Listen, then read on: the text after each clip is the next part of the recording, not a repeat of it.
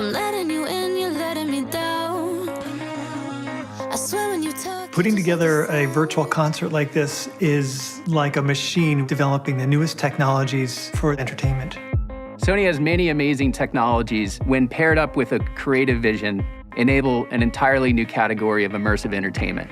When I first learned about this, I was really excited and really intrigued. I think that this is giving a really awesome opportunity to be super creative with concerts. First, we work with Madison to define a look in 3D. Then she goes into our scanning session, and then we reconstruct and build that. The challenge with creating a virtual rock star is that you really have to pay attention to those subtle things. That moment where the performer locked eyes with you, that's something you're going to remember. Then we put her hypermodel into a video game engine.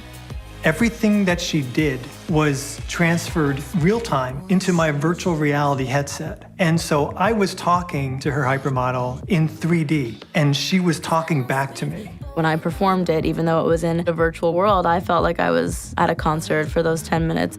We're able to see her and light her and put her into Sony Hall. Sony Hall is really the ideal concert venue for VR. There's a closeness to it and an intimacy, but it's also got a fair amount of dimension in all directions. Sony is really excited to inspire young creators. We want them to understand that marrying technology and creative enables an entirely new type of experience, and that we want them to be the next creators. I think that this is the new era of technology. It's just so cool to bend these restrictions that we have between what is real and what is not. I hope you all really enjoy the experience, and don't forget that merch is in the back.